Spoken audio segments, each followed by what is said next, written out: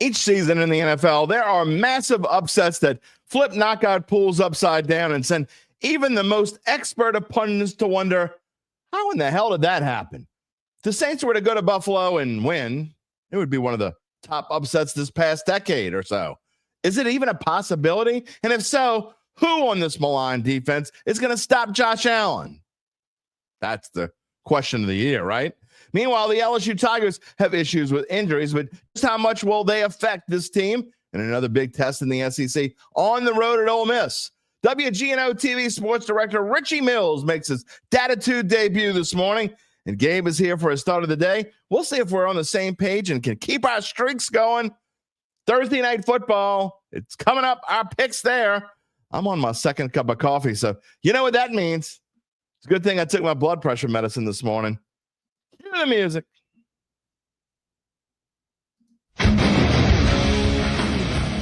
If you're looking for the latest scoop and in-depth interviews on the Saints, the NFL, the Pelicans, LSU, along with the best bets of the week, then lucky you.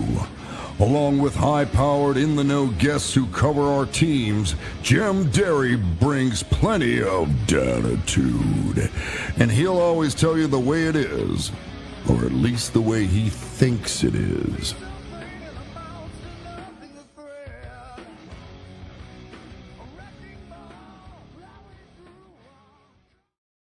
Where you at, Dattitude family? Are we ready for the upset of the year? Wouldn't that be some stuff?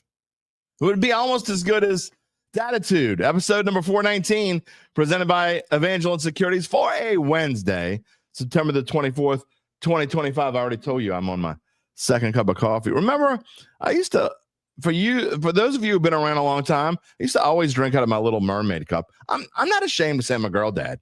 Y'all know this already. You see my bracelets going on. That's right. Second cup. We're going to be all excited today. We're going to be like just jacked up on caffeine. It's going to be like the Beavis and Butthead show here this morning. I don't know which one. I guess I'm Butthead, but I'm also Jim Derry, 35 years in the New Orleans sports media scene. We thank you for being a part of the Dattitude family, whether you're here for the first time or whether you're here for number 419th time. What is special about our show? If you don't know that already, you type in the comment stream. We show your comment. We talk about it. Sometimes we, I don't know. Sometimes we spend a lot of time on comments. Sometimes we just roll through them. But we always show them. You talk. We talk back. Maybe we'll have some comments for Richie Mills later in the show. I don't know. I've been looking forward. I've been trying to get him on the show for a little bit now. It's my own fault that he hadn't got here sooner. But I should have brought him on last year. You know, he took over for the late, great Ed Daniels last year and done a great job. Friday Night Football in their 34th season. I want to talk to him a little bit about what's going on in the prep scene, how he's, you know, how it's been for him, a whirlwind, I'm sure. Of course, we're going to talk about Saints, the possibility of upsets. I got some interesting stats for you when it comes to underdogs of the Saints ilk. The Saints are now 16.5-point underdogs. I'm going to give you some info on that in a minute. That's coming up. When's the last time a 16.5-point dog in the NFL actually won the football game outright? Not covered.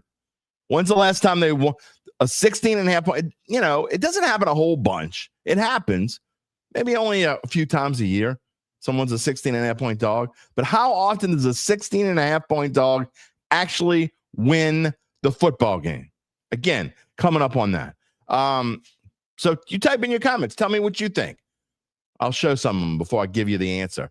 By the way, if you haven't subscribed yet, find us on YouTube. That's where you subscribe. If you want to be part of the Dad family, you want to be a regular, find our show on YouTube. You know how to find us. Shorts coming out. We've been great with our picks so far.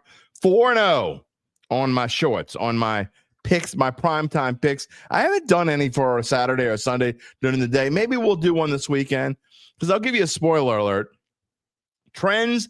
There is definitely a trend that favors one of the teams for Thursday Night Football, but it makes me nervous. Again, that's later in the show when Gabe comes on. We'll talk about that later. By the way, if you want to get in touch with me, as a couple of people have done on X at Jim Derry Jr. I say a couple of people, a lot of people actually, via email, lots of email. jderry at theadvocate.com. I've got two, one, a comment from the YouTube page that I want to read in a little bit. And also I have a email that I want to read. That's coming up when we get to the comments. You know what I'm going to say? I got the Saints, the stat I was telling you about. I'm going to save that for a minute. But a couple of things to get to before we get to Saints. Richie going to come on about 11:20, so we got about 14 minutes to chat first. I'm going to get to your comments in just a minute. Drew Brees, did you see what Drew Brees said yesterday? This is interesting, okay? I find it interesting that he would say this out loud. He said the Eagles' offense is boring, okay? Here's my thing. I bet the Philly fans don't give one rat's ass if it's boring, as long as it works, right? And, the NFL just keeps on complaining and bitching. They tried out law or whatever. And I've always said, if you don't like something, find a way to stop it. So you know what the Tampa Bay Buccaneers did yesterday? Did you see this, Gabe? Did you see this, yo? I mean, I love this, okay? Whether it works, I have no idea if it's going to work or not. But the Bucs are signing, you remember this guy? 6'6", 464-pound Desmond Watson of Florida. Desmond Watson, that boy good. Some of y'all know what I'm talking about. Desmond Watson, the 406. That's what they're going to do. They're going to put just a lump of meat in the middle of that line. Go ahead, run through this. I'm interested to see if it works. Good for the Bucs. Love it. I'm looking forward to seeing that. How does that work out? It reminds me back, remember, I don't remember. None of us remember actually seeing this, but some of you know the story of the St. Louis Cardinals back. I think it was in the 30s or the 40s. They used, what was he? He's like 3 foot. He's a little person, 3'8" or whatever. What's his name? Eddie Goodell. I think that was his name. Something like that. They used him to put him and dared pitchers to try to not walk him. Worked. Finally, they ended up stopped doing it. I don't remember why they stopped doing it. But here's the thing. If you find something that works, you keep doing it. Who cares what Drew Brees thinks? I mean, why would he come out and say something's boring on an offense if it works? The Eagles won the Super Bowl last year. They keep winning this. They're winning this year. Till it doesn't work anymore. Why not? Other NFL news this morning two things I wanted to bring up. Did you see that the Jackson Dart era is going to begin? Interestingly, next week in the Dome, what happens if the Saints lose? Okay. What happens if the Saints lose like they lost this week? Do they make the change? I'm not, again, Rattler lovers, don't get pissed at me. I'm not advocate. I'm not saying what I think should happen. I may later. I already made my opinion clear. I think the Rats should get one more start after this week. I think he should get a chance to win a game he can win, because I don't think he can win this week. But wouldn't it be interesting if Jackson Dart played against Tyler Shuck next week? I just think that would be interesting. I'm not saying I want it to happen. Again, don't get pissed off at me, but it would be interesting. The Jackson Dart era begins this week for the Giants, and barring something strange, he's going to start next week in the Superdome against the Saints when they come home. We'll have plenty to talk about on that next week. And then what about, here's my favorite. Gabe will appreciate this. I had a little chuckle yesterday when I saw your boy C.D. Deuce got cut.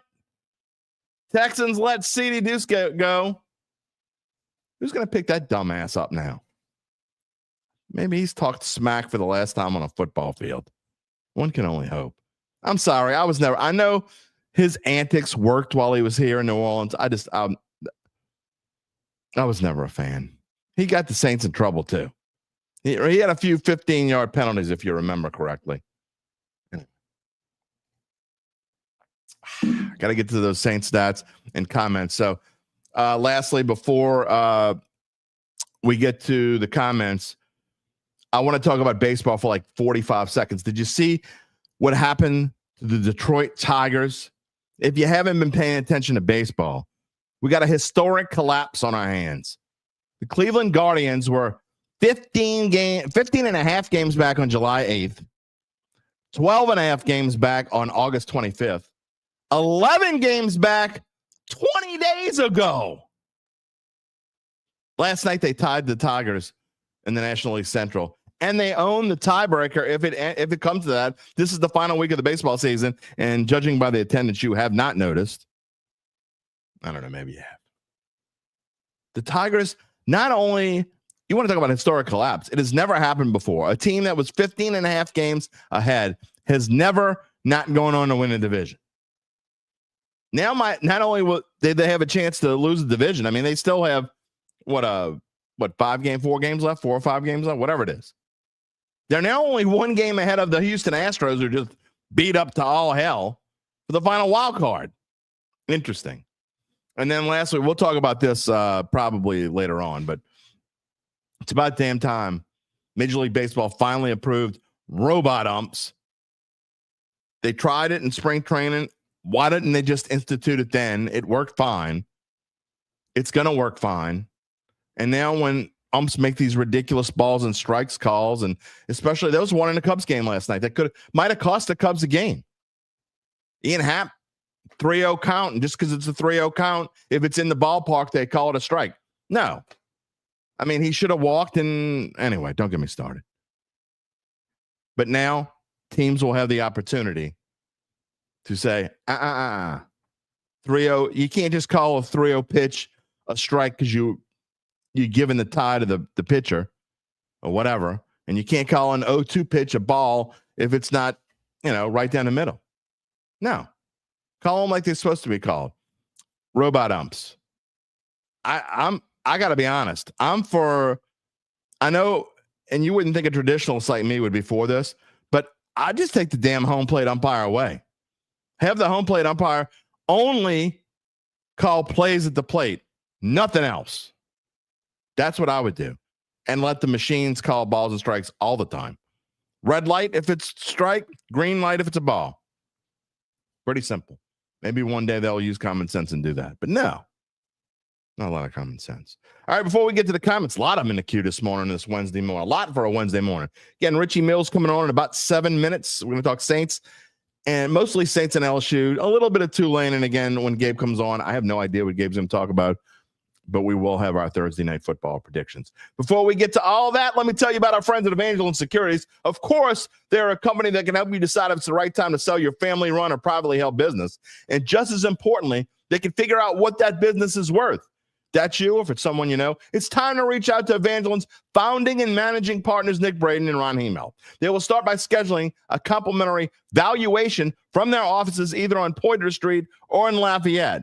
From there, you'll be well informed to begin to make the decision on if you want to proceed. Maybe CD Deuce should call Evangeline Securities. What do we think? I mean, he needs to worry about the rest of his life. Dumbass.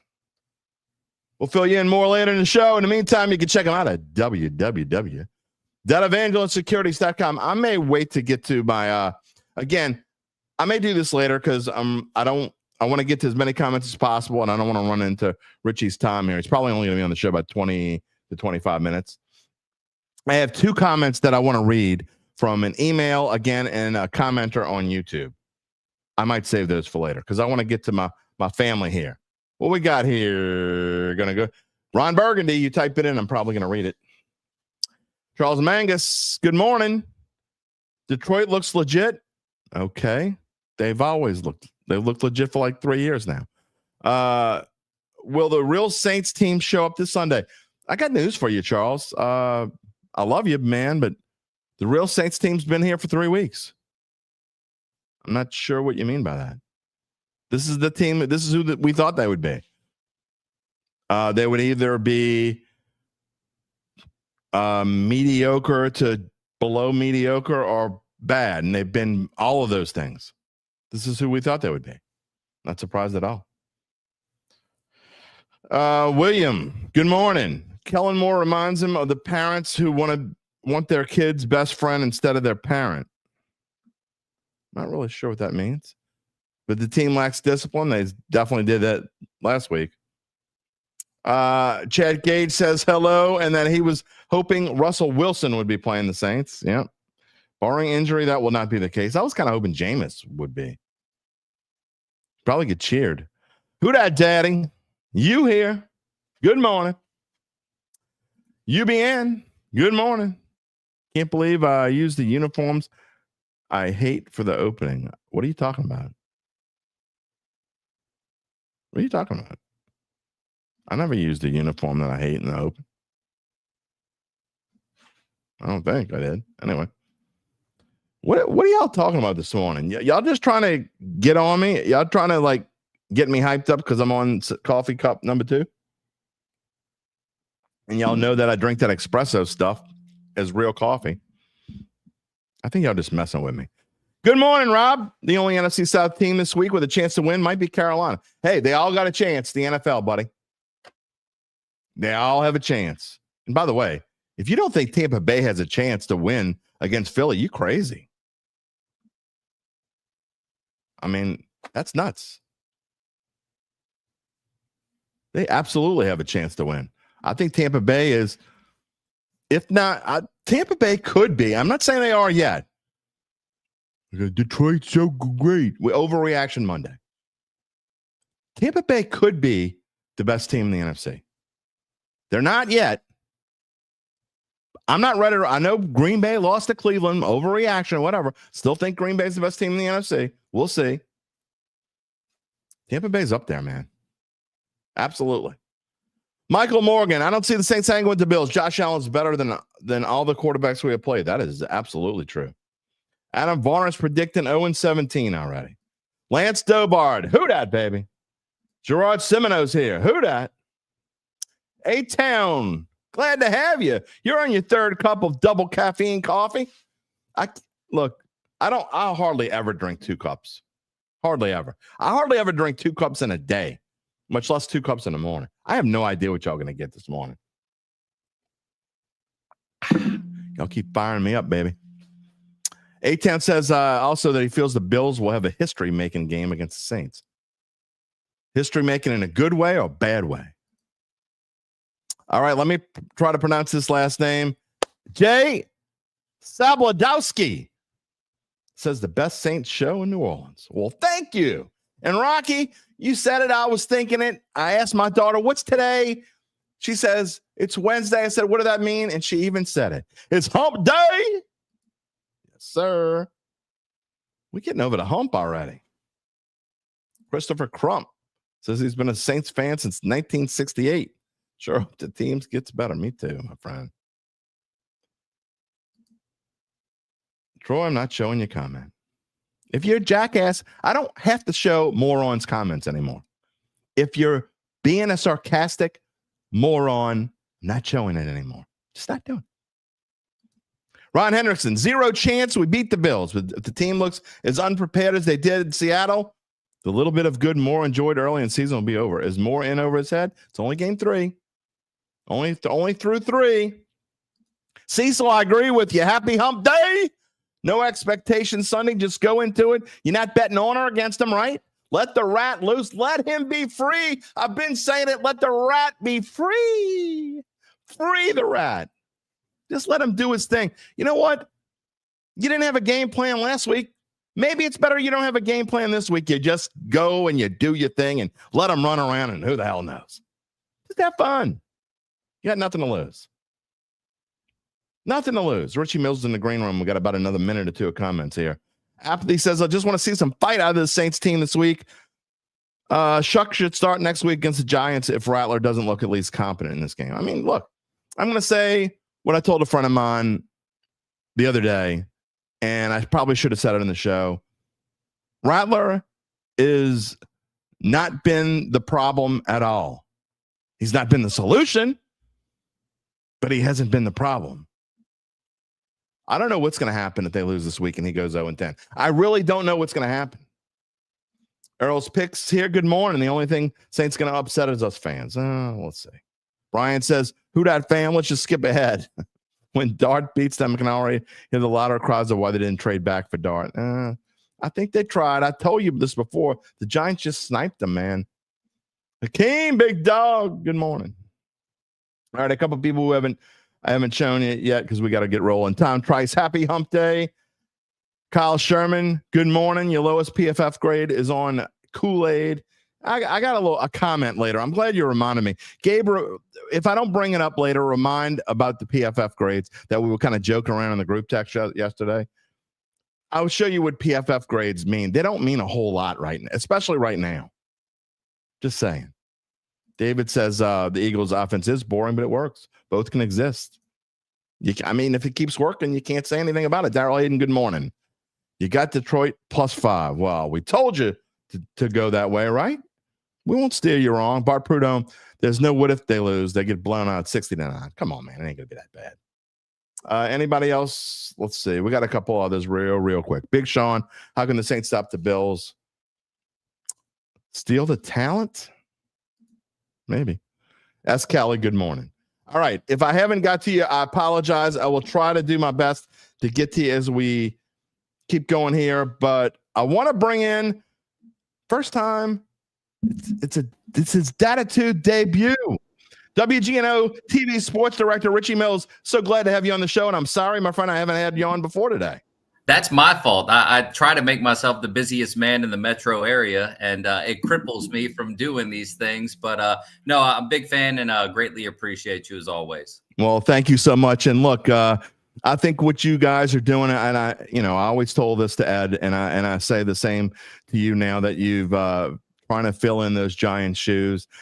FNF is the best local show on TV. I got a lot of friends in the media. I don't want to tick any of them off, but I mean, what you guys are able to do in that hour is amazing. And, after I come home from my game, I got it on. I'm watching. I want to know what's going on and watching you and Coach JT and do your thing. And it's fantastic.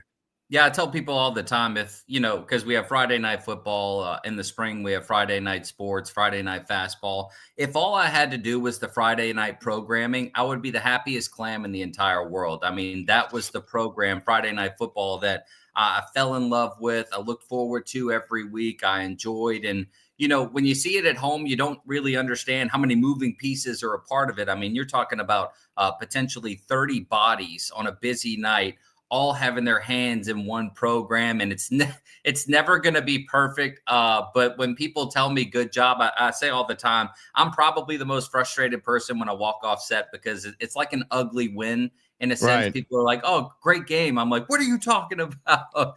But I think that's just what makes it unique is, the collective a goal of just making it the best it can be. And it's never about us. I think that's the most important thing. It's always about the high school kids, the programs, the product. And it's the best program in America, in my opinion. And I look forward to doing it every Friday night, even though I make probably a fool of myself. Honestly, I'm not just saying it. I'm not just saying it because you're sitting here.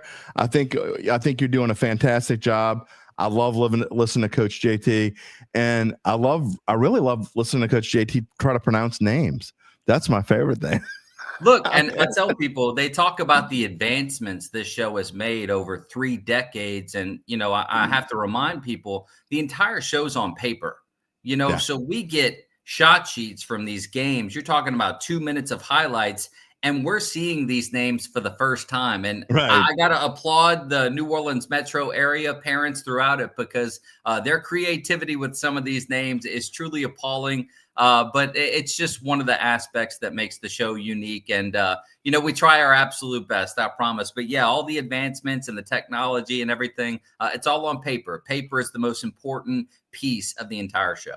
Richie, try to do play-by-play. And, I am the whenever Shaw is at home, my crew at VSN does Shaw home games. And as you probably know, the Eagles have Alan Shaw the third and Alan Shaw the fifth on their team. And so they go by Red and Cinco. And that's always interesting when you got both of them. Now, it doesn't happen that they're both in the same game all that much, but it happens every now. So, I mean, it goes for play-by-play guys too, No, I absolutely understand. And I tried play-by-play when I was at Southeastern, and I envy and completely admire each and every one of you because people just see it and they think it's a normal thing. It is right. Not. And it's one not. Thing I tried a couple times, and I was like, you know what? I just don't think this is for me. You'll stay in the studio on Friday nights. Right. Well, after you go and toss the shirts. All right. Tell me a little bit. First of all, I got to say this because I don't say this enough. And I had a commentary on it last year, but obviously what you're trying to do and fill in for Ed. And I'm sure everyone I ever run into that's ever worked with him, for him, whatever, just talks about how much of a mentor he was. Just talk about what it's like for you to be able to try to fill in for him and have the role that he had for so long here. So every time people ask me about this, of course, Ed was the biggest blow maybe to New Orleans sports, New Orleans high school sports in general. But what really hurt was our first Friday night football show last year was a 30-minute scrimmage show, no major sponsorship obligation. So we were making it an Ed Daniels tribute show, which I thought was great. And we were exhausting ourselves just going throughout the entire state, really trying to find memories and just do the best we could. That morning, though, of our first show, we tragically lost our sports producer, Mark Dean, to a accident on the Crescent City Connection. Yeah. So the day of our first Friday night football show, where we're trying to honor, a Titan in Ed Daniels, we lose basically half of our sports department in a week. So that was truly hard in a sense. And I always want to give Mark Dean as much props as I possibly can. He's been a GNO for decades as well. And I try to mention him as much as possible because people just think Ed, and it was really Ed and Mark that really worked hand in hand and helped out. But everyone I would go talk to, they would tell me the same thing. You have some big shoes to fill. You have some big shoes to fill. And I would say, there will never be another Ed Daniels. That's right. He is one of one. And I know that expression is overused and exhausted so much, but Ed Daniels is one of one, and we will never see another like him. And me personally, I will never try to fill those shoes. I will do my absolute best to be the best Richie Mills that I can be. And I hope that's enough for people. But learning from Ed, I'm glad I paid attention. I'll just say that, because when his medical emergency happened, it caught everyone off guard.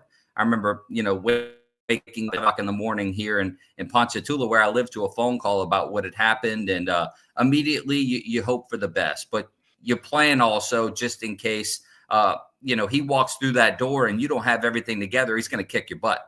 Yeah. So he's going to be like, you mean to tell me I've been in the hospital and you've just been sitting here not doing anything? But, his passion for prep sports, his passion for South Louisiana, just seeing the drive and his commitment to it, it was intoxicating for anyone that was really around it. And you can't say enough about him, but he is truly one of one.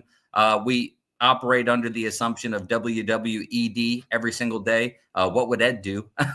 And it's helped us out so far, but he truly set the stage for the continued success that I'd like to think that we've had with the program. And that's 100% him. It's an honor to carry on his programming. I never take any of it for granted. I always give it my absolute best effort, knowing that if I don't, he's going to haunt me in my sleep one night and probably kick my butt. So, and that's honest, because you never wanted to let him down ever. And I still operate under that assumption now.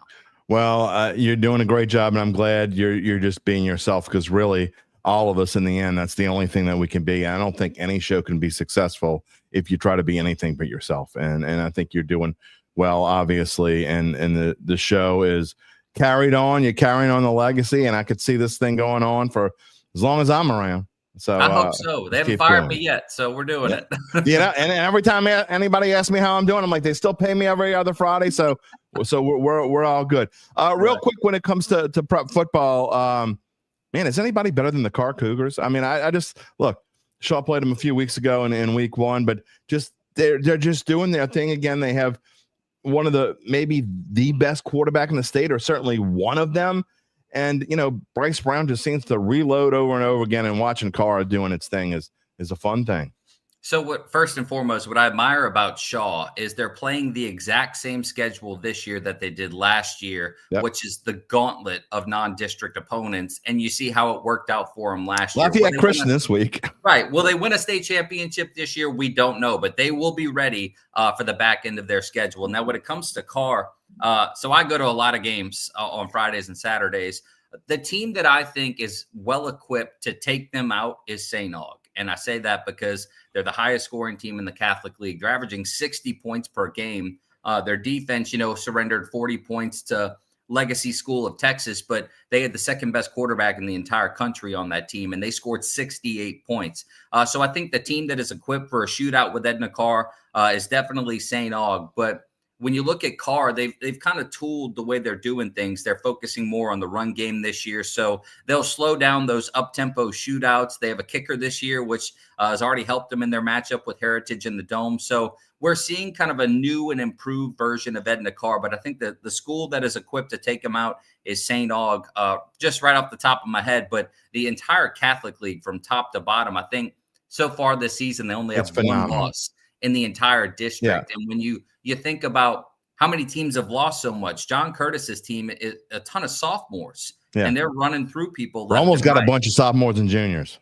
Right. So, and Jesuit's good. Brother Martin is currently the top team in Division I Select Power Rankings, and they have maybe the top player in the entire Holy Cross state. Undefeated, Right. And they took out E.D. White, a very good E.D. White team. Their running backs, a D1 talent. So from top to bottom, the Catholic League is tough. But I think if you put St. Aug and Carr on a field right now, that game would come down to the last play. Yeah, I think that will be fun. And St. Aug, you just never know what you're going to get. The last few years, I thought they've been extremely talented. And, I think it's a little different with this coach. I mean, I think they finally got their coach. So we'll see what happens with St. Aug. I agree with you. I've been watching Coach Valdez for a while now, and out from the River Parages now with St. Aug. I'm excited to see what the Purple Knights can do, and I agree with you. And the Catholic League, I know it's easy to say as good as they always are, but this might be the best Catholic League in many, many years. And that is definitely saying something. All right, Richie, I want to move on and talk about the New Orleans Saints, the vaunted New Orleans Saints. Man, they got their hands full this week. And I saved this stat for you. I'm going to tell it to you in just a minute here. But the Saints are 16.5-point underdogs. You don't see that all that often. It only happens a few times a year. But do the Saints have any shot whatsoever to beat the vaunted Buffalo Bills in Buffalo? Buffalo would have to play their worst game, and that's not, an indictment to the Saints, really. I've told people from jump, the Saints were going to do a couple of things. They were going to be competitive. They were going to be young, but they were going to lack the star power and the talent needed to really overcome a lot of these games. And, I heard you talking about Spencer Rattler. I mean, when you look at their first two games, Spencer Rattler has put them in position to be 2-0.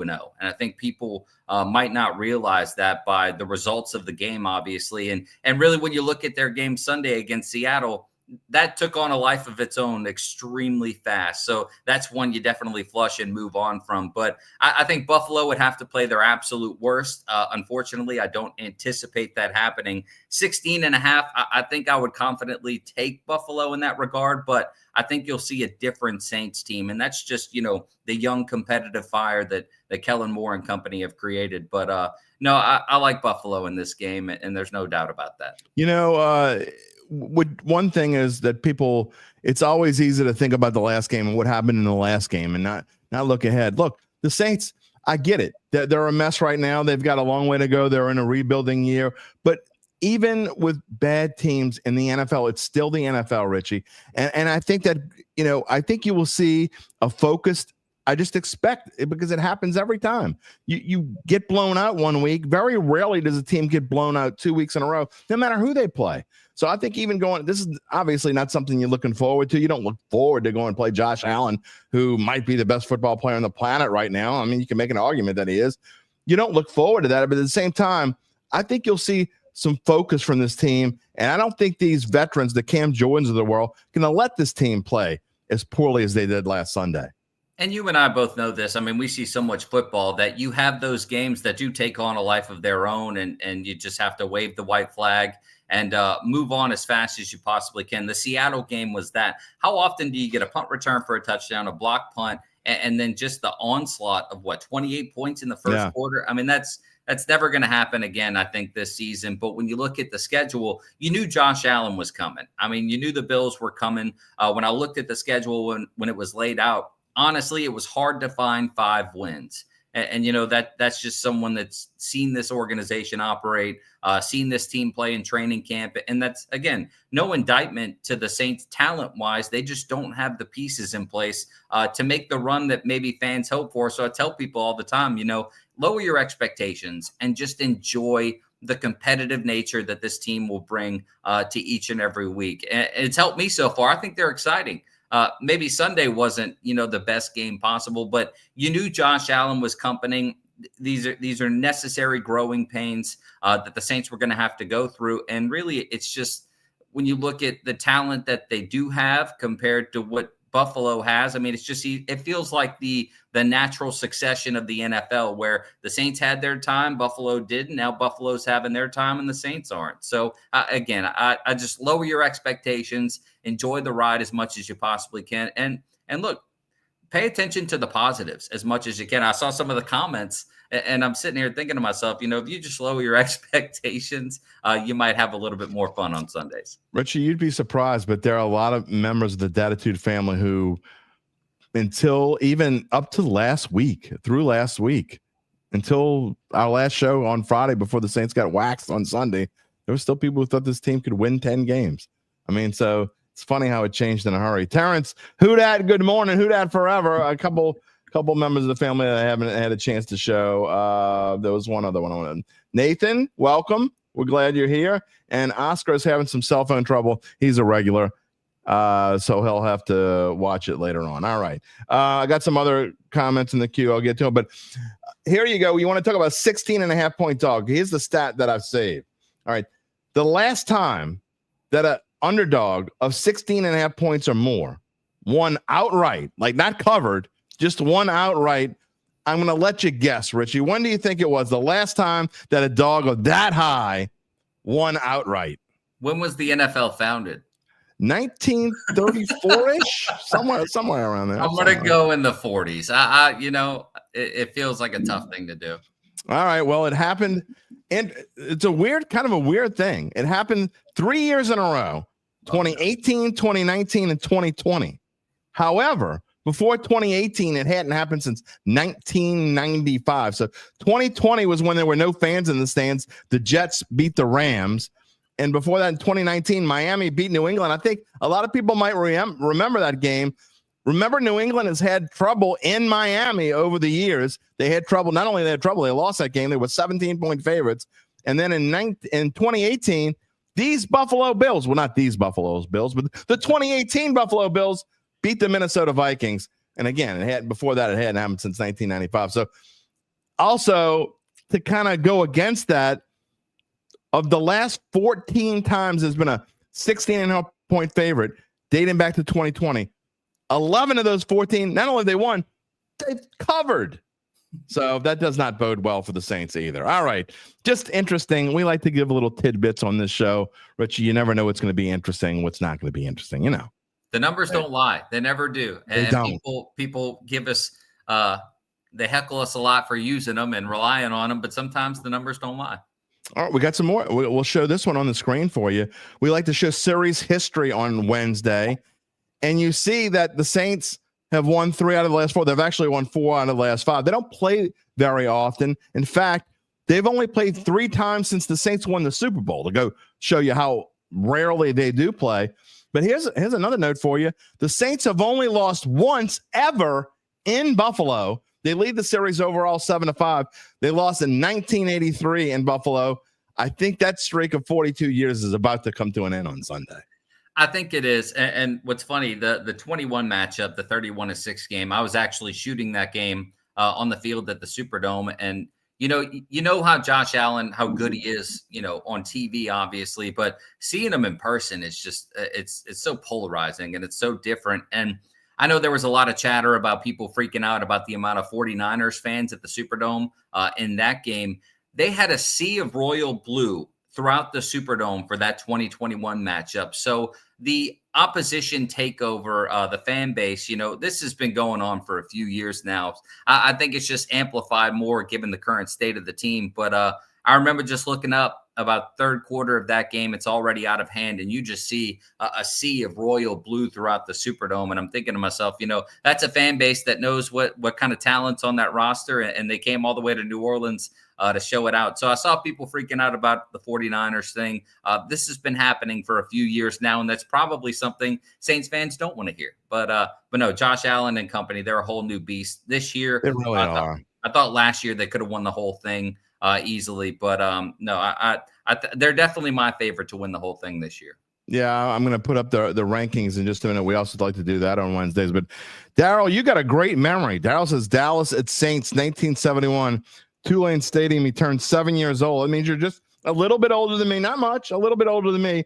Dallas was favored by 17, and the Saints won 24-14. And the interesting thing about that, and here's something, I am old because I do know this one. I wasn't there, and I was only 3 years old, but I do remember this, that not only did they beat Dallas, but they beat Dallas to go 2-2-1 in 1971. I think they went on. They only won 2 games the rest of the year after that. But Saints fans were going crazy back then. It was Archie Manning's rookie season. That was a long, long time ago. I'm sure it was long before you were on this earth, Richie. Probably. But look, I'm from Chalmette. I grew up. My dad was a big Saints fan, so I saw the exposure and the highs and the lows from him. So I knew well aware what I was getting into being in the South Louisiana. So, I just 16 and a half. It is a tough cover for any NFL team, but I just yeah. Well, let's talk about this matchup, and you talk about that. And interestingly enough, all right. So here are the numbers, and look, this is when I say that these numbers don't matter that much. It's too early in the season. But now you through 3 weeks, it's starting to matter. And I always say after week 4, they really matter. I mean, so we're getting to where these numbers matter, and these are the rankings. And if you look at it, you think maybe, okay, if you didn't know the Saints were 0-3, you're like, okay, maybe they're not that bad. And if you can't see the rankings on the screen, I'll talk about them as we go along. But the Saints rushing defense, man, they've got their work cut out for them this week because they're going against the Buffalo Bills. That you think about Josh Allen, because not only can he throw the ball, Richie, but he can run the football as well. James Cook has been going off the last couple of weeks. The Bills have the number 1 rushing offense in the NFL. They go against the Saints, which right now is 14th against the run. Yeah, and I think a lot of that, too, is just the inefficiency of the offense creating more possession for the opposition. But the 10-day break, the threat of Josh Allen, I think it all is going to play into Buffalo's favor. But no, James Cook is a beast in himself, and Buffalo makes it a point to run the ball. I know Joe Brady being on the opposite sideline, might be a personal game for him in a sense. So how do you bully the opposition? You show them that you can run the football. I know they did the same thing to New England a few years ago. They didn't really like that too much. But no, Buffalo, I mean, Josh Allen's ability to tuck it and run, he likes to as well. Buffalo fans probably don't like to see that, but you see how much of a threat he is with the football in his hands. And then you combine that with James Cook, and then the talent that they have on the outside, I think is, truly incredible. But I mean, the Saints numbers right now are going to be a little skewed because of that game Sunday in Seattle. I don't think that really paints the whole picture of how, I don't want to say efficient, but how solid they have been. So, it's hard to judge based off last week, but for you and I, that's all we really have up to this point is what they did last week, how that can translate this week. I do think the Saints will be a lot more motivated this week, but when you look at the defensive line for the Saints and just the absence of a guy like Chase Young, I think that certainly hasn't allowed us to see this unit's true potential. But yeah, we haven't even gotten into the injuries yet. But Buffalo's going to run the football. Having a guy like Chase Young available certainly will help. We'll see what the injury report says today when they release that. But you know what they are. They're coming at you. That's why, 16 and a half might be a little weird of a line if they're focusing on running the football. But, the Saints have struggled running, stopping the run in the past. That's why they brought in a guy like Devon Godshaw. But you certainly can't tell that with the way this season's gone so far. And if you look at the passing rankings, it's a little bit misleading. The Saints are 17th against the pass, but really, last week Seattle didn't really have to pass. They threw for 218 yards, but Sam Darnold was super efficient, 14 of 18. By the way, an interesting stat that I never mentioned on Monday's show. I did talk about it when I went on Eric Asher's radio show like I do every Monday afternoon. But interestingly, Sam Darnold and Spencer Rattler threw for exactly the same amount of yards, 218 yards. However, Sam Darnold did it in 21 fewer attempts and 14 fewer completions. So it just goes to show the other team isn't necessarily dinking and dunking. And let me tell you, you better be careful because Josh Allen, he'll run at you a few times and then he likes to go deep, and he's got weapons that can go deep. He doesn't have the big name receivers, Richie, but they're 5th on offense and passing offense for a reason. It's because he can go deep when he wants to. Keon Coleman would definitely be motivated to play this football game against his hometown team. But, I mean, when you look at the Seattle game and the field position, Sam Darnold had to start off with a lot of time. You think of a couple of 4th down conversions the Saints were unable to convert. You think of the block punt. You think of special teams, the way they set up Darnold. that's where the 21 fewer attempts come. Is just, he's practically starting deep in Saints territory each and every possession they had. And while, yes, they do run the football well, he still is an efficient quarterback. I think any quarterback in the NFL would be relatively efficient if you gave them starting field position at the opposition's 30-yard line. So I think that helps as well. If you give Buffalo those same opportunities, this game will be over by the first quarter again. Yeah, I think that it very well could be. I hope it's not. And again, I think the Saints will be more focused. So we'll see. I give my official prediction on Friday. We'll see. Moving over to the other side in the Saints offense. Again, we talk about Spencer Rattler. And again, I will say this again. I don't think Spencer Rattler has not been the problem. He has not been the solution either. He's got a long way to go. They got to let him go free, Richie. I think that they've kind of had these reins. And again, maybe he's put the reins on himself. So I don't want to blame the coaching staff if that's not been the case. But so many times it's just like, they don't give him enough time. It's like 1-2, bam, throw the football, or they're just dinking and dunking. And I want to see that arm. I know he's got the arm. I've seen it. I want to see him throw the football. This week, Saints passing offense is 18th in the NFL, going against the second-ranked pass defense. And meanwhile, rushing-wise, the Bills have the worst rushing defense so far in the NFL. But again, that's misleading. That's because the Bills have been beating the snot out of some teams and forcing them to throw the football. So, look, I want to see a free. I joked, let the rat be free. That's what I want to see this week. You got nothing to lose. And I think Jacob Hester said it best this week. When people have been ridiculing Spencer Rattler's pocket presence, Jacob Hester said, "What pocket?" There has not been a clean pocket for Spencer Rattler to operate, and you certainly see that. Unfortunately, a clip is circulating on social media right now of Cesar Ruiz blocking Juwan Johnson on a play. That's not something you want to see either. But, Spencer Rattler has put this team in positions to win both games. When you think of the throw to Juwan Johnson that he couldn't fully take advantage of against Arizona, that could have been a potential game-winning opportunity for them. When you look at the 3-touchdown performance against the 49ers, who, Mac Jones rips off a 40-plus yard passing touchdown there towards the end, Spencer Rattler gave them a chance to be, 2-0. I just don't think the offensive line has really held up to their ability. No, they've been terrible. And Trevor Penning, who there were rave reviews about him playing guard in camp, he hasn't been available because of a turf toe. And then, you're breaking in a rookie left tackle. You can talk about all the first-round picks on this offensive line, but I don't think Spencer Rattler has had an adequate amount of time to throw. And then when you look at the disparity of touches with Alvin Kamara, of course, week 1, not really able to make an impact. Week 2, they give him, 20-plus touches, but, quality versus quantity when it comes to Alvin Kamara touches, you really allow him to make an impact. But you gave him 20 touches in week 2. Spencer Rattler had a career day. So when you take all the pressure off this young quarterback, who I admire Spencer Rattler to the very end, no matter where his NFL career goes, he has up to this point always been the other guy, or he's always had to worry about the other guy. When he was at Oklahoma, it was Caleb Williams. Now it's Tyler Shuck. Spencer Rattler, when you look last year, you talk about how he's winless as a starting quarterback in the NFL. Understand the circumstances surrounding that stat. I think Eric McCoy might be the most important player on the Saints offense. No question. When he's there, they operate under a whole different billing, and he did not have that last year. Of course, he has it this year, but then you take into account the lack of talent and versatility on the outside, the lack of those big-time playmakers that you might have, the new offensive lineman you're trying to break in on top of a reshuffled offensive lineman. I have been super impressed with Spencer Rattler. A lot of that is Kellen Moore's influence, but a lot of that is just giving him a chance, which I think people have not really been able to do. When he was at South Carolina, they beat Clemson. They had big wins when he was at South Carolina. That's why he got drafted in the first place. Yeah, Hakeem's got a point, and it's goes to what we talk about. I got one more of the show. Also, Ruiz, Fuaga, Radens didn't play last week. He was hurt. He struggled mightily. Ruiz has been absolutely awful for the first 3 weeks. I don't know what's going to happen. They got to think about doing something there, but his offensive line is definitely not helping. Charles says the record for losing the most games by a starting quarterback is 0-17. It's actually 15 straight losses. Deshaun Kaiser started a career 0-15 and never got a chance to play again. So Deshaun Kaiser holds that record. That kind of leads into my next question, Richie, before we move on. I do want to talk just a little bit about LSU and Tulane before we let you go this morning.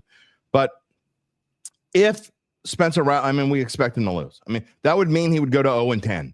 Okay. And in his career. And I look, I hate the people who, I don't hate any people. I hate the saying that, let me say that the right way. I hate the saying that wins and losses is not a quarterback stat. I completely disagree. It is a quarterback stat. The same people who say that wins and losses aren't a stat when they're talking about Spencer Rattler are the same people who can spout off immediately. They can tell me what Derek Carr's record was. They hated Derek Carr. And I get both ends. But you can't say wins and losses isn't a stat. And at some point, Richie, if you're a fan of this football team, you have to know what you have in Tyler Shough. I'm not saying to start him in the Giants game because I frankly wouldn't. I think that Spencer Rattler, unless he's just absolutely bad or gets hurt this week, I mean like really bad or gets hurt, I think you have to give him a chance to start in the Giants game. That's a game he has a chance to win. Let him try to get that win and see what happens and then go from there. But at some point, if this team can't find a way to win a game and that number keeps going up and 0-10 or 0-11 or whatever it is, at some point you got to say, we got to see what the 40th pick of the draft can do, right? Absolutely. I thought the beauty of this season, if you're Kellen Moore and the coaching staff, is you will get a fair chance to evaluate every aspect of this football team from a starter's perspective, and the quarterback position is a big thing. I thought the front end of this schedule is much more difficult than the back end. No question. But with a 17-game schedule, you'll get a chance to evaluate both quarterbacks. So you know which one is going to be your guy moving forward. If you need to bring someone in, who do you want to keep? I think this season in its entirety was going to give this organization a chance to completely evaluate both quarterbacks in a sense. And when you look at the back end of the schedule, the Saints have a bye week 11. If I'm putting Tyler Shough in and I want to see what he's about without immediately throwing him into the fire of a Buffalo Bills football team, I'm throwing him in after this week 11 bye. They play the Falcons. You got the Dolphins, Bucks, Panthers, Jets, Titans, and the Falcons again. Give him a fair chance as well to not only make mistakes, but to see some growth and development. I think the back end is when you could see, Tyler Shough potentially get more exposure, get more starts. But really, there's a nothing to lose mentality for me, at least when it comes to the Saints quarterback position, because this schedule, this season was going to give you a chance to evaluate both guys. I understand it. It's the new shiny toy. Everybody wants to see it play right now, but you owe it to Spencer Rattler, if you're Kellen Moore, to see what he's capable of doing right now against some of the toughest competition in the NFL. And that's going to say a lot about Spencer Rattler. But if it doesn't work, then you can turn your attention to the guy you just spent a second-round draft pick on. Yeah, look, I've been as hard on Spencer Rattler as anyone. I mean, I'm not going to shy away from it. I really have. But that being said, once Kellen Moore made his decision that that's who the starting quarterback is for this team, it's like you said, look, he's worked his tail off. There's no question about that. I have no doubt in my mind that he's worked as hard as he could possibly work. And he has now earned the right to, again, give himself a chance to win. And if they beat the Giants, then you go forward with them and you see what happens. And you worry about it, like you said, you worry about it later in the year when you're going to get Shough in. And if he loses, then you got something to think about before the New England game. If they're 0-5, then you got something to think about. But I agree. I think Spencer Rattler has earned his right to at least give him a chance to win, because no one deserves to go 0-for when you're working as hard as he does, and or he has. So we'll see if that is actually the case or not as we go forward. Okay, I do want to move on again, and I don't want to keep you too long. I know you get, like you said, you're full plate, and hump day means we get a little bit of a break, but not really as we get looking forward to next weekend. Speaking of next weekend, the Tigers of LSU are dealing with a little bit of the injury bug. Garrett Nussmeier supposedly completely. We're not even talking about his injury anymore. But the one that worries me the most, if you're a LSU Tigers fan, Richie, is Caden Durham. Now, the Tigers are already short and trying to run the football. They're going to Ole Miss. Their offense, as good as their defense is, they're going to have to score points because Ole Miss is going to score points. If Caden Durham can't play, who's going to run the football? Well, you thought it was going to be Jawan Johnson with the way they stressed, getting him carries early in the game, 2 touchdown runs for him. Of course, we don't really know what position he plays up to this point. But right now it seems like he's going to play running back. I was kind of disappointed maybe in the amount of touches that Harlem Berry got. But yes, if you're the coaching staff, there's a reason behind that. But no, I mean, LSU now, when you look at it, heading into SEC play, is a one-dimensional offense. And that's something, first and foremost, let me just say this. I'm a Southeastern grad. The big win for us here is that we got paid and we covered the spread. But when I'm watching that game, I keep thinking, what a wasted week for both football teams. And I say that because, Frank Selfo earlier in the week basically said, just cut us a check. Let's not worry about the football game. But if you're LSU, you're watching that game, they didn't do anything offensively that wowed me. It just kind of felt like more of the same, the inability to run the football, in a dominant manner like they should have. And Southeastern is a veteran football team that was not going to give LSU a cakewalk to an easy win. But if you were LSU and you were trying to, improve something, I don't know that I saw improvement. And that was just my opinion on the matter. Again, I'm not a college football coach, but I didn't really see anything new, anything different. It just kind of looked like more of the same. Yeah, Garrett Nussmeier took some deep shots, but the ineffectiveness of the running game is a concern for me now, because against an opponent you were supposed to dominate in the trenches on the ground, you kind of didn't. And Southeastern is a very talented team, but LSU didn't do anything that told me that run game is going to be better heading into Ole Miss. So now I'm looking at it as, you had 130 rush yards. Garrett Nussmeier responsible for about 30 of that. That's kind of concerning for me, especially that you're running your starting quarterback if he is dealing with a torso injury, recovering from a torso injury, and B, you didn't really have anyone step up outside of Caden Durham to do anything. So I'm very concerned right now because Ole Miss is no joke, and we were at the Tulane game over the weekend, and they're going to run up the scoreboard as much as they can. You can only ask so much of your defense up to this point, and this is going to be their toughest task of the week. There's no doubt about it. And when you talk about the possibility of Caden Durham playing, you read the comments from Brian Kelly this week, and he says he's day-to-day and, quote, doesn't show signs of an ankle sprain. But here's the one that makes me think that he's not going to play. When a coach says something along the lines of, no, this is actually a quote. When a coach says, quote, he's anxious to give it a shot, unquote, that doesn't make it sound like a player is going to play. That makes it sound like, of course he wants to play, but he's probably not going to play if you want to read through the lines. And think about this, too. Caden Durham was the preseason favorite to lead the entire SEC in rushing. So, yeah, that's a concerning quote, but really the performance of the run game in general has been concerning up to this point. Now, granted, Clemson, their front seven, has been talented. We don't know how talented now, given the losses they've suffered. But, they played some quality fronts, but they have not been able to run the football. And when you take into account the shortcomings of the pass game, whether that be the injury of Garrett Nussmeier, whether that be the fact they have so much talent, only one football, it's very concerning against an Ole Miss team, like I said, that looks like a juggernaut offensively right now. There's no doubt about it. And look, I'll still say this about Clemson. Maybe LSU started their downfall. I still say that if they would have beaten LSU, I think they'd be 4-0 right now. I think LSU took the will out of them. So I don't know. Maybe I'm right. Maybe I'm wrong. I don't know. We'll find out. Was just a monster. Look, we're going to find out a whole lot about it. And we keep saying this because LSU keeps playing tough opponents. And I know they were just playing for the check on this past Saturday, but you play Clemson, you play Florida, and here we are in week 5. Now you're going on the road at Ole Miss. Again, another thing we're going to find out a whole lot about LSU. Do you like the Tigers this week going on the road, or what do you think? It's tough. I mean, they would have to run the football because, and it also depends on who the starting quarterback for Ole Miss is. If it's Austin Simmons, who's missed the last 2 games because of an injury, I like LSU's chances because he's rough. He's relatively careless with the football, 4 picks thrown up to this point. That's why I like Tulane if Austin Simmons started, because their secondary was one of the top takeaway units in all of college football heading into last week. So if Austin Simmons starts for Ole Miss this weekend, I like LSU. Trinidad Chambliss, you talk about 300 yards passing, 2 touchdowns, over 100 yards rushing. You think about the way LSU struggled last year with dual threat quarterbacks. And when you looked at the schedule initially, there weren't too many of those this year, but here comes Chambliss from, a transfer from Ferris State. He's played a ton of football, and watching him play Saturday, you just kept saying, wow.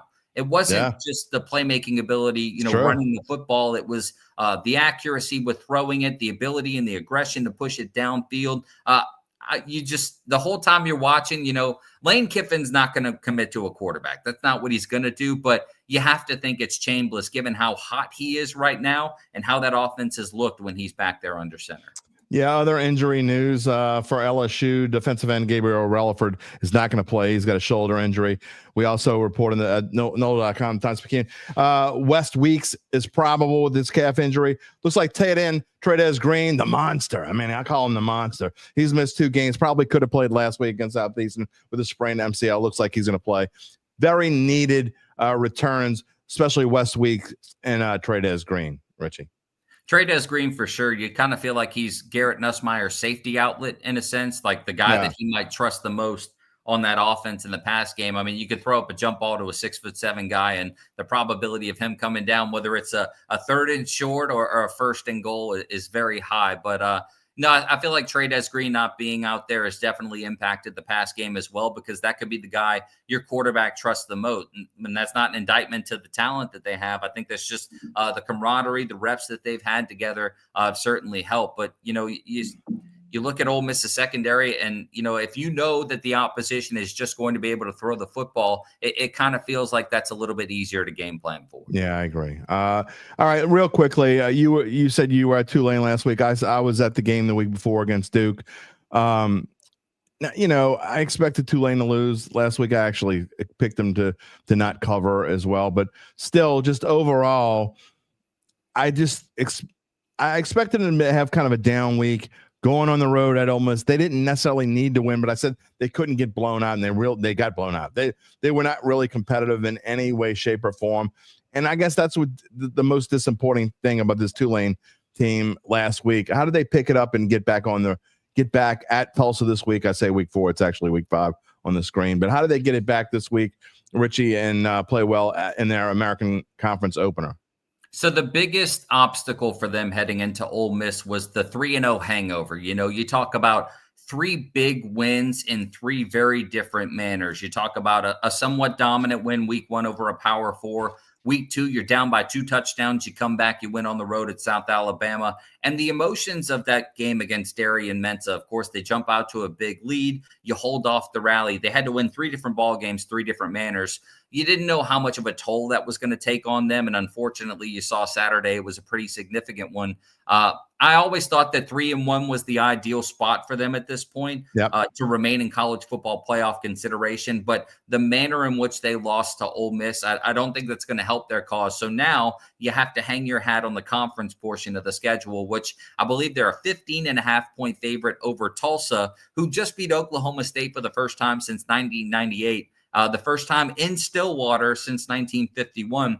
Tulsa's not going to give Tulane a 2-touchdown, win in a sense. This is going to be a grinded out game, and that's the way the American's going to be. When you look at the Group of 5 rankings, the top teams are from the American Conference. Of course, that's Memphis right now. That's Tulane. That's South Florida. So in a sense, conference is going to be a gauntlet of its own. But I think the loss against Ole Miss was the perfect wake-up call for Tulane to recognize they are a talented football team, but recognize the areas they've fallen short up to this point. Yeah, right now, Tulane was the favorite among non-Power 4 teams to make the college football playoff. They have dropped slightly behind Memphis. Memphis now at DraftKings plus 350 to make the college football playoff. Tulane didn't drop that much. They went to only to plus 425. So I think there's no question that the Waves still have their fate in their hands. If they went out, I think they're a near lock. I don't want to call them a lock because South Florida still could get in there as well. But if they go and they beat Memphis on the road, I believe that game is November the 7th, Tulane can still do what they want to do, but they have to win out now. Absolutely. But their conference schedule, the scheduling portion of it is kind of funky in a sense, because, you avoid South Florida this year, but you play Army, who you lost to in the conference championship. They've fallen off a little bit, but they're finding their footing now. You have East Carolina, I believe, on a Thursday night. Right.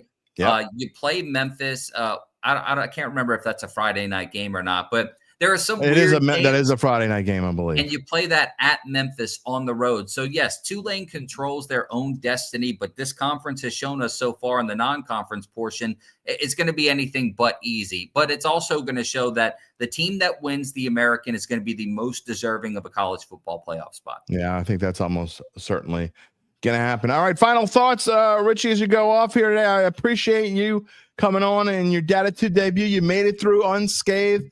The commenters are fighting amongst themselves back there, so I'm just letting them brew. I usually show more comments, but I don't know why they're fighting amongst themselves, but whatever. I'm just glad you were here, and we hope we can have you back again. Talk a little bit about Friday Night Football and which is anything you're looking forward to this week in Week 4.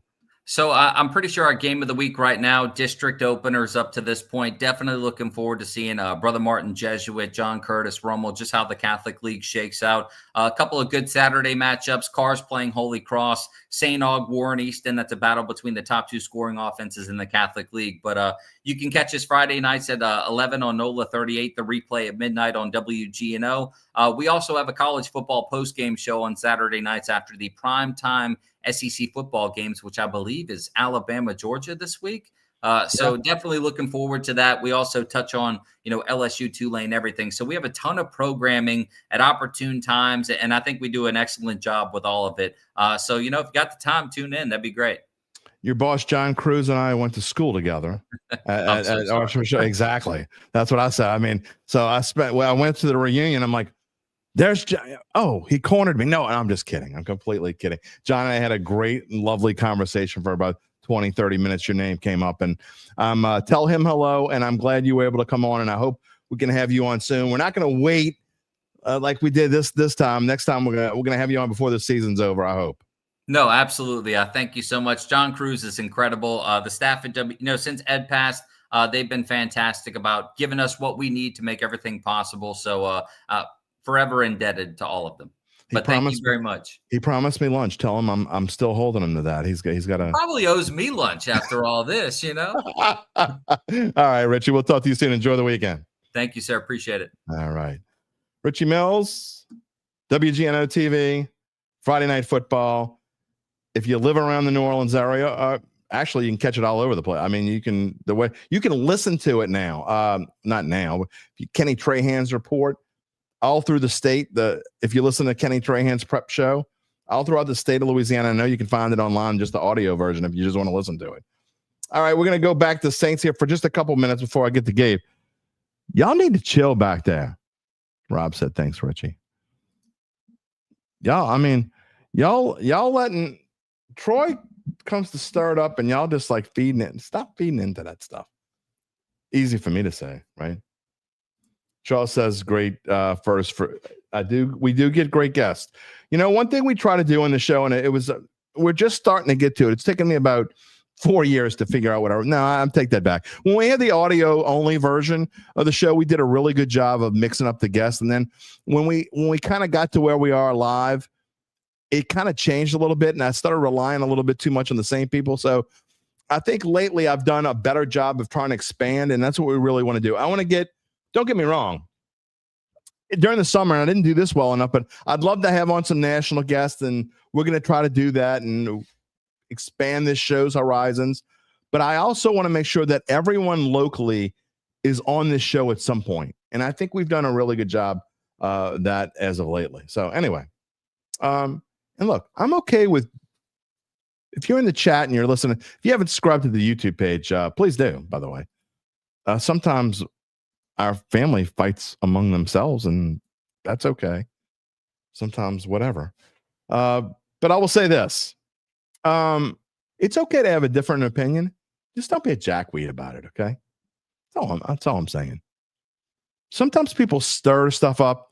I mean, if you're not on the YouTube page and you're wondering what the hell I'm talking about, it all started that we have one member of he used to be a member of the Dattitude family, and I think he just didn't like the way that he got called out, not just by me, but by other people as well. He was probably the biggest Derek Carr hater I've ever had on this show. Oh my God, he said Derek Carr, the numbers are going to go straight down. Derek Carr, oh my God, we just lost 20 more people on the show. We just lost 100 more. Derek Carr, oh my God. But okay, if you don't think Derek Carr is the only, him and Jameis Winston, I guess, but there've only really been 2 quarterbacks this team has had since Drew Brees left. I mean, it's not close. I mean, after Drew Brees, since Drew Brees has left, it's Derek Carr, it's Jameis Winston. If you want to throw Taysom in there, fine, at 3, fine. But I don't even care who you put after 3. It doesn't make a difference. Derek Carr and Jameis Winston are the only 2 even kind of quarterbacks this team has had. No offense to anyone that's on this roster. I'm not trying to be offensive. We had someone that got super pissed off at me last week because they came on here and said that Spencer Rattler is the best quarterback since Drew Brees left. Come on, man. Nobody really believes that. Okay. Again, if you don't count Taysom Hill, this team has had, and I don't really count Taysom Hill, honestly. This team has had 2 quarterbacks since Drew Brees left. We know who they are. Derek Carr and Jameis Winston. No one else is close. The future of quarterback, again, I hope Spencer Rattler proves me wrong. He still has an opportunity to. He's done better than I thought he would do. He has earned the right to not just play this week, but even if he goes 0-10, I know what I said in the beginning of the season. He was going to get 4 games and then they were going to pull the rug. I hope they don't do that. I hope he gets a chance to play against the Giants. I don't want him to go over. He's worked his ass off. He's earned the right to get a chance to win a football game. But you can't realistically, if you're a real football fan and you're even trying to, even if you're just kind of trying to see things in a realistic, as close to unbiased. I mean, we're human. We're all biased to some aspect, some degree. You can't be completely, there's no such thing as completely unbiased in this world. Zero. No one is completely unbiased about anything in this world. You're just not. If you say you are, you're lying. Okay? But you can't realistically think that anyone but Derek Carr is the best quarterback this team has had since Drew Brees left. You can't realistically think that. And you certainly can't think that Spencer Rattler is better than Derek Carr. No one can realistically think that. You can't. Rob says he's been trying to purge the memory of Andy Dalton games out of his head. Amen to that. You want to go back and talk about, you want to talk about, look, the downfall of the Dennis Allen era probably began when he was named head coach. But it really began when he decided Andy Dalton was a better choice than Jameis Winston. I'm just saying that. Rocky said franchise quarterback ain't on the roster, but until then, you support the guy that's back there, whoever it is. Absolutely. And anything different is just silly. Just silly. David +1 says, man, it's not a very talented team. Why are people so fired up and thinking the last quarterback would be that much different? I mean, again, I don't want to be unfair to Tyler Shuck because we haven't really seen him play, but I mean, does anyone realistically think that the Saints, I will say there are people out there. I had a friend of mine texted me yesterday that the Saints need to go and draft playmakers. They need to draft a playmaker in the first round next year, whoever the best playmaker is. And I said, doesn't matter who the playmaker is if you don't have a quarterback. The Saints do anything unless one of these 2 guys shows me something different over the course of the next, I don't know, what is it? Make me do Shaw math. 17 minus 13.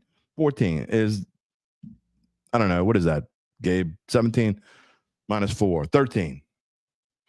13 weeks. I guess you add about a bye week. 14 weeks. If any one of these guys shows me something over the course of the next 14 weeks, then maybe I'll change my mind, but I doubt it. But the Saints, right now, the Saints do anything but draft a quarterback with that high draft pick they're going to have. They're insane.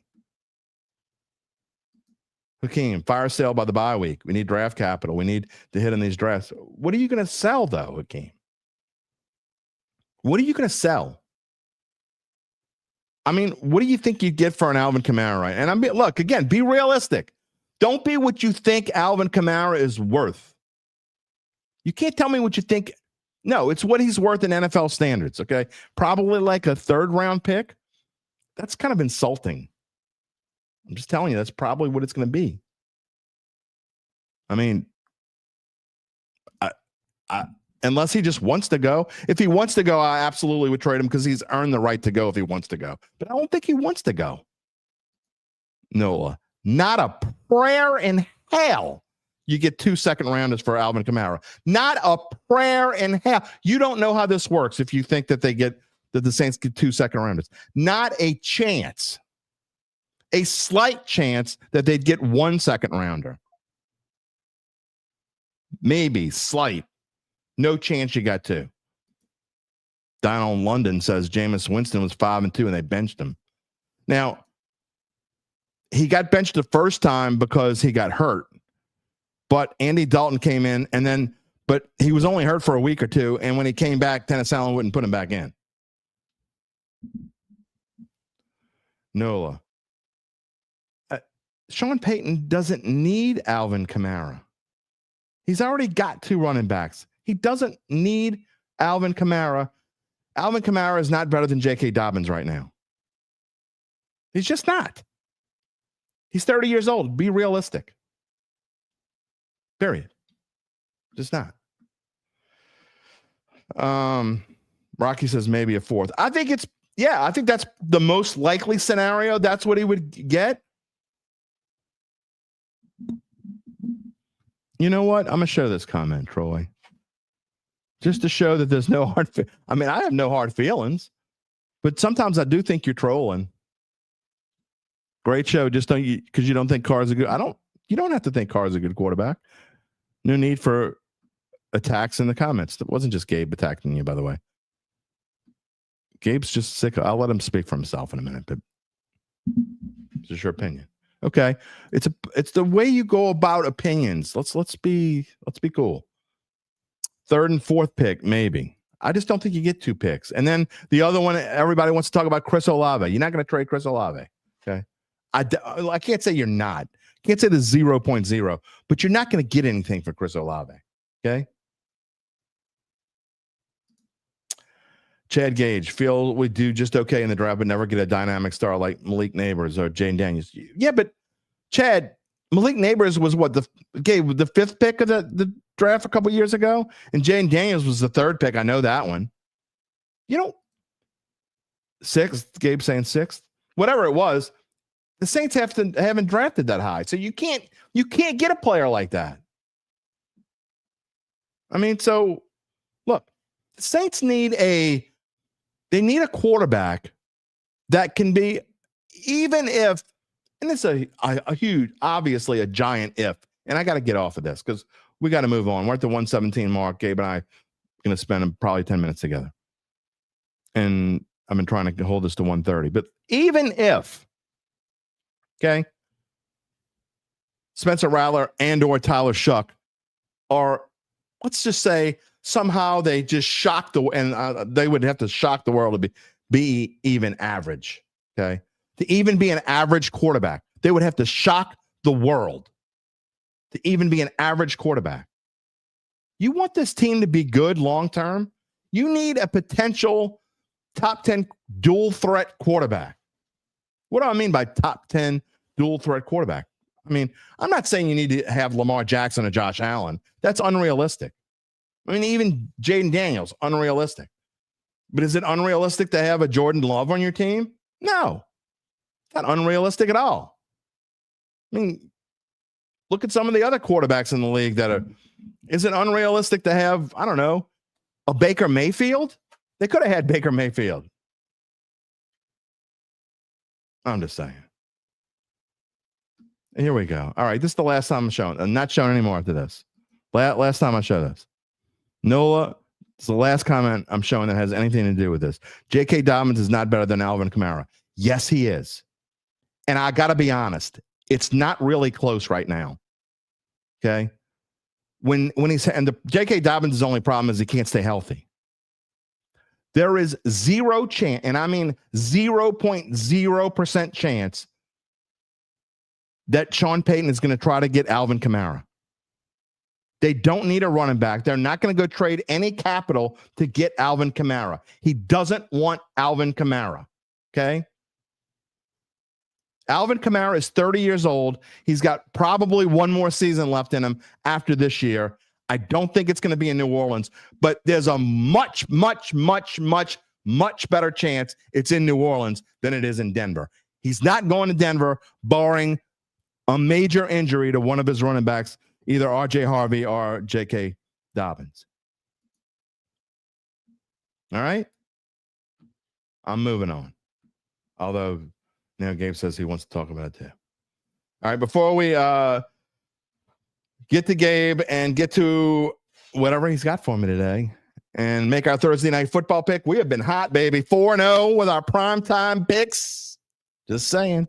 If you're not following, and look, you haven't been watching the shorts all that much. Now, the TikToks sometimes. YouTube, you're missing it. I'm telling you, you're missing out if you're not following it. We have been hot. You've been making money. You know who else will make you money?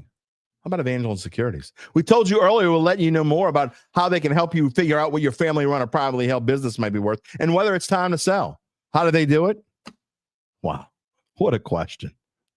After their complimentary valuation of your company, if you decide to proceed, native New Orleanians Nick Braden, Ron Hemelton, the folks at Evangeline, they will begin an extensive auction process among established private equity funds from around the whole wide world.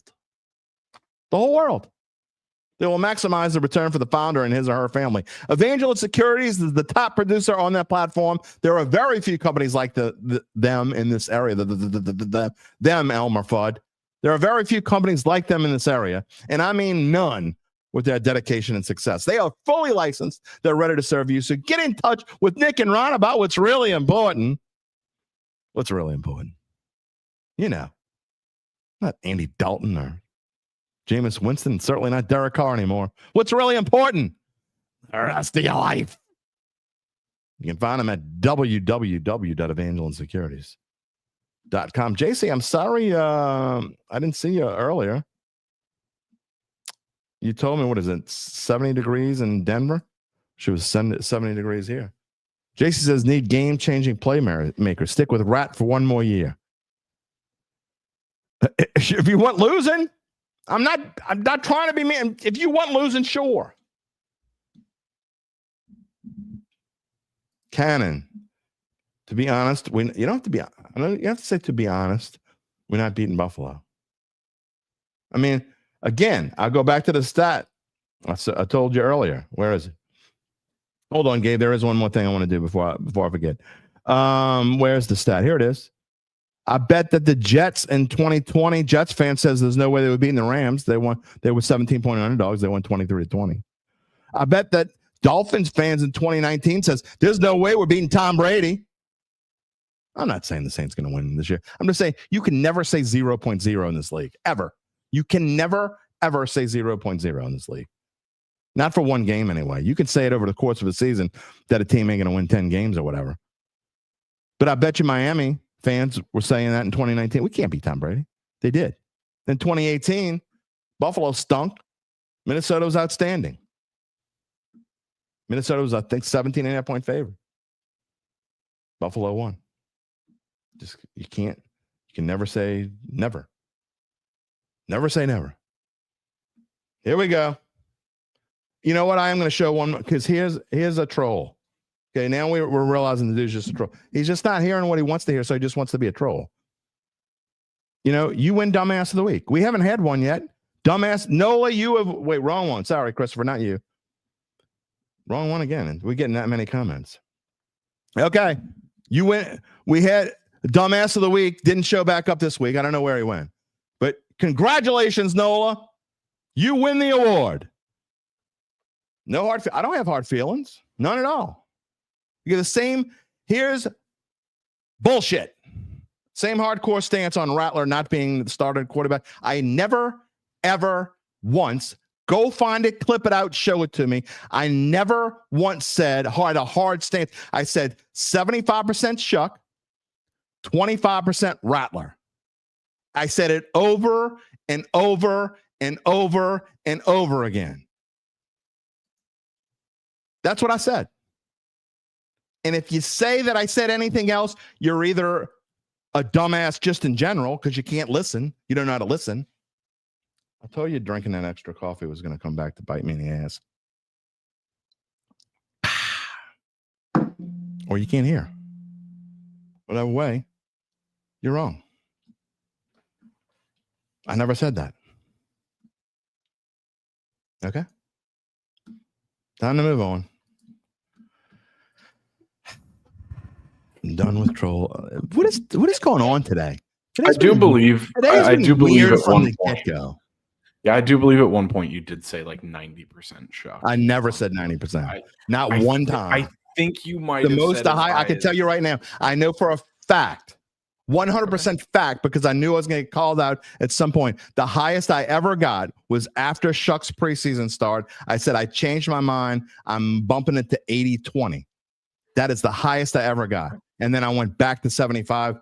In fact, after Rattler's last preseason start, I even said 70-30 and started kind of like waffling a little bit. But I never once, not once, had a hard, quote unquote, hard. No, either way, I wouldn't say it was a hard stance.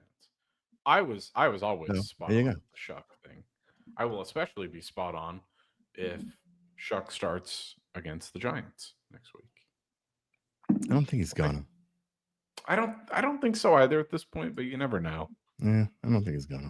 I don't think they feel the need to like Jackson Dart with the Giants. I mean, it would make for good theater, I guess, good TV. But in the end, I mean, give the kid a chance to win. If he goes 0-5 and then he's 0-11, I think then you don't have a choice. I think you got to start thinking about making a change if that's the case. Anyway, what you got for me today? Wednesday with Gabe Henderson. Well, so I was going to chime in on this Kamara debate. You're never going to get a second. The only way you would get a second is if you are trading Kamara to the Saints. The Saints would give up a second for Kamara because I mean, if they were competing for something, if they gave up, they've given up a lot of draft capital for. If they gave up a second for anything right now, they'd get just blasted. I mean, you can't give up any. I mean, there's nothing you should give up. You should give up a player. But I mean, okay, realistically, all right. And first of all, we know. I mean, Denver doesn't need or want Alvin Kamara. No, one thing you didn't. I mean, you briefly touched on the name, but you didn't touch on the capital. The Broncos wasted a second round. Not wasted. That sounds bad. I think he's going to be a fine player. The Broncos used a second round pick on RJ Harvey. Right, who was supposed to be like everybody was picking him in fantasy like way before he was supposed to go because I don't know why they just assumed J.K. Dobbins wasn't going to get the carries that he's been getting so far. Well, let's assume that J.K. Dobbins isn't going to stay healthy. I'm switching to water, by the way. I still got some coffee. J.K. Dobbins is a better running back than Alvin Kamara at this stage of their respective careers, and a lot of it has to do. He's got less tread. Yeah, he's got more injuries, but he has more than 3 times fewer carries than Alvin Kamara in his career. That's not even mentioning receptions, and he's averaging significantly more yards per carry this year. So, there's no need. Denver would never trade for Alvin Kamara. I mean, and look, it's not in this team's nature. I don't think they have a fire sale. However, they haven't been in this situation for a long time, so maybe they will. But you say fire sale, I just don't know that there are enough tradable assets. I mean, would they even think about Demario Davis trading him? I mean, again, that's another guy. I don't think out of respect to the player you can trade for Demario Davis. I agree. And the player, Demario Davis, would have to say, look, I want to be traded. Then it's different. Okay. And I don't think he will. And honestly, I don't think Alvin Kamara wants to be traded either. So, I mean, it's a moot point because, again, if he doesn't want to be traded, they're not going to trade him. Okay? You're not going to get – it'd be different if someone said, I'm going to give you – no one's going to say this, by the way. But if someone would say, I would give you a first-round draft pick for Alvin Kamara, then you would have to say, well, I don't really care what he thinks, but I think he's got a no trade clause anyway. But even if he didn't, I mean, at this point, Alvin Kamara is seems determined to finish out with the Saints. And I have no problem with that, actually. He's earned the right to stay here as long as he wants. I've said this about a lot of players. Look, I didn't like the fact that Drew Brees stayed longer than I think the rebuilding, they should have gone out. They could have had Tom Brady, for Christ's sake. The Saints would have won another Super Bowl had Drew Brees retired 2 years before he did. I don't care if it's blasphemy or not. He should have retired. However, I said then, and I'll say it now, he had earned the right to retire whenever the hell he wanted to retire. And that's what it is. So Anyway, that's where I Alvin will say Kamara is. That's too- what Demario Davis says. Yeah, I will say too, kind of on a similar topic, to a lot of people saying that the Saints need more skill players, and I think in terms of the draft, other than maybe Tyler Shuck, they've done exactly what they needed to. When you are a rebuilding team, the first thing that you rebuild is the trenches. It's not sexy. Yeah. It's not fun as a fan when you Even draft if it's linemen. not necessarily the right person, you're trying Exactly. to. And Kelvin Banks, I still think is going to be a great pick, and I think Fuaga is going to be a great pick. Yeah, the Saints are just not a team in a position right now to go out and take a flashy young receiver or, God forbid, a running back in the first round. That's just not something they can do. They're rebuilding the right way, which is through the trenches. And that's, I know we disagree on the process in which they should rebuild and the speed in which they should rebuild. But I think we can both agree that drafting linemen is absolutely the way to go for them right now. You have to. Both sides of the line. Yeah, you have to, like we say in the trenches, we're not just talking about offense. You clearly need to do that. All right. Getting a little long here. I'm sorry I didn't get you on a little sooner. I'll let the trolls get in the way. I think, and Richie was probably a little bit longer than I expected. But Thursday night football, we have been great here. We gave you a winner again. We gave you a winner again on Monday night. We both liked Detroit, and we both said we would. I don't think we went out of our way to say Detroit would win the game, but we both said we wouldn't be surprised if Detroit won the game. But we absolutely loved the 4.5. Seattle, this line has changed immensely over the course of the last 3 or 4 days. It opened at Seattle plus 2.5 at Arizona on Thursday Night Football. But again, overreaction, maybe not. Thursday Night Football in a short week. Now Seattle's got to turn around, go to Arizona, where they have won 10 out of the last 12, and one of those 12 was a tie. So they are 10-1-1. This is straight up. And when you're talking about a spread of 1.5, straight up's really all that matters here. They are 10-1-1 in their last 12 games in Arizona. Gabe Henderson, does that continue on Thursday Night Football? Yeah, pretty handily. You think the Seahawks win pretty handily? Yeah, I do. I think Arizona's loss of James Conner is a big one. I agree. I don't think their offense has looked great as is. I think Trey Benson has actually played pretty well, but I think James Conner is more of an emotional leader for this team. This seems like a gut punch for the Cardinals, and the Seahawks are rolling right now. I like the Seahawks a lot. You've got the last 12 record down there. Yeah, I don't really see a way that Arizona wins this one outright. So I'm going to go with the Seahawks. All right, I don't feel comfortable enough making this a best bet, so I will not make a short. I will not make a short out of this, which I've been doing, and I'm not just going to throw a short out there just to gain eyes. I'm not doing that. I'm only going to make a short out of a best bet unless I really like it, and I don't really like this, and I especially don't like it because I'm taking Arizona here. It's too easy to take Seattle. I know, and look, I've been bucking trends a lot this year, and I used to be straight up the trends guy, and I just haven't been doing it this year. It's been more on gut and feel has won me some money this year. I'm going with Arizona. I think they're going to rally around the fact that they lost their running back. I think that Trey Benson is a good running back. I think that Kyler Murray can do things when he needs to do, and I think this Arizona team as a whole probably feels a little underappreciated in no way, shape, or form. I think Seattle's going to, what I talked about ego that last week on Monday Night Football about Baltimore having a little bit too much ego. I kind of think the same for Seattle. I think they're going to go into Arizona with ego. And you're talking about a division game on the road. People don't know how, look, even in games like this, when maybe Seattle is a better team overall than Arizona, I just don't think it's that much. This line is telling me that Seattle would be like a 3.5-point favorite on a neutral field. I don't believe they're that much better than Arizona. I think the line has shifted too much, and it's shifted so much that I'm going to take Arizona here, and I think Arizona not only covers but wins this football game at home on a short week. Again, division game on a short week. I'm taking Arizona. Again, but not enough to make it a best bet. So there you go. I would probably say my confidence in Seattle would be a best bet, but that's just me. Okay, well. I mean, obviously I'm not going to talk about it on Friday as one of my best bets, but I would be confident enough in Seattle to make this pick. Gabe Henderson, we will see you on Friday with UBN, who wants to talk Ryder Cup. I don't care about I've got to be honest. I just don't care. I want to, but I just don't care. There's one golf event that I care about every year, and that's the Masters. The Masters, yeah. Other than that, don't care. I might turn it on at some point. We'll see tomorrow what I got going on tomorrow, but I don't. And does it even start tomorrow? Does it start Friday? I don't even know. The Ryder Cup. Oh, I have no idea. Anyway, whatever. I have no clue. Yeah. We will see you on Friday for Pick'em Friday. Sounds good. All right. It's been an interesting show. It has been an interesting show. Plus one wants to know if the Texans are getting the dub this weekend, and I'm getting the thumbs up. I'm just going to say the only pick he lost last week was his homer pick. That's all I'm going to say. It's the only pick he lost last week. That's why you don't put you should. It's my little tip.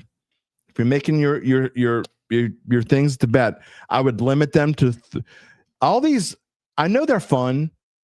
Here's my stupid, worthless betting advice of the week. Okay. My betting advice is really worthless on how you should bet, because you should bet.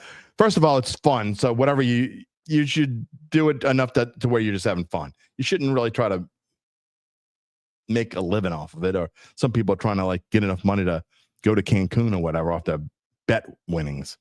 That's silly if you're doing that, by the way. Even if you're like, I used to make a decent amount of money, but when I was working for sports betting, I mean, you're talking about, I would spend 40, 50, 60 hours a week studying lines and going through trends and literally going through every single NFL game and watching the all 16, at least the condensed version of every game. Can't do that anymore.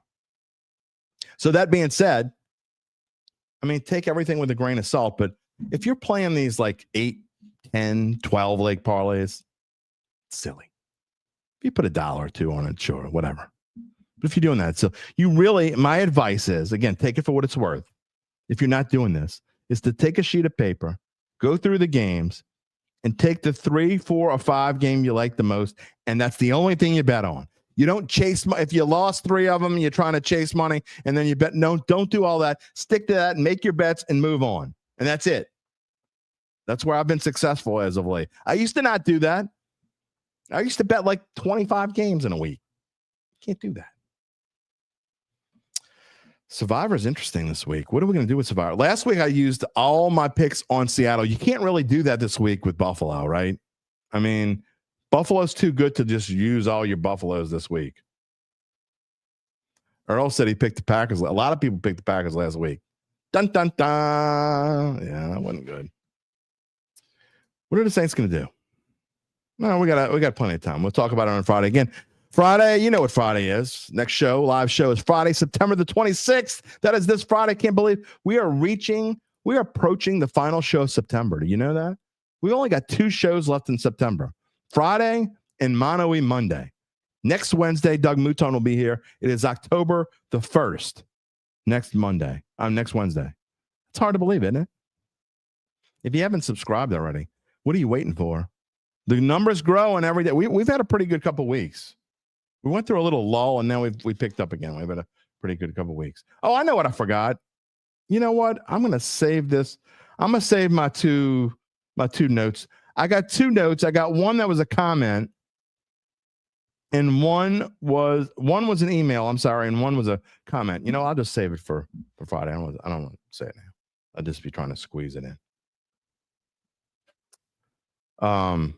What else, Gabe? There was one other thing before I go. Wasn't there something else? Oh, the PFF rankings. We'll talk about those on Friday. Remind me, we'll talk about the PFF rankings on Friday as well. So we got a lot of things to talk about. The Pick'em crew will be here. Zach Ewing will be here. We'll make our predictions on Saints, LSU, and Tulane. We have been unbelievable. I'm just going to say one person on this screen is 9-0, at least straight up in the local teams. Just saying. One person here is not only 9-0, but has been perfect against the spread with the local teams 2 weeks in a row. One of us on the screen. Oh, how many? Terry, there's only one of you on the screen. Oh, really? Oh, okay. Well, you know what I mean. Final comment of the day. Kyle Sherman. It's his daughter, Courtney Sherman's birthday today. She is a bigger Saints fan than he is. Well, happy birthday to Courtney Sherman. And your dad is pretty darn cool. Thanks to everyone out there, the Dad family. We love y'all. We can't do this without you. You were our guest. Richie Mills was our guest. Gabe Henderson, our guest. We've been having a lot of fun lately. Can it continue? I think it can. You're going to come back on Friday, right? Because that's when we're going to see you next. I'm going to wrap it up for us on Wednesday. Remember to subscribe to our Dattitude YouTube page. Click the little bell to receive notifications when we go on the air live. You can also find us wherever you get your podcast, all major podcast platforms, and even some of the minor ones too. Apple, Spotify, they're not minor. Many more. You can also find a replay of the show on NOLA.com/sports. My name is Jim Derry. I will be happy to see you on Friday. You can find me at bet.nola.com and our insiders on NOLA.com/Saints. Until Friday, you know what we like to say. Take it easy, my friends.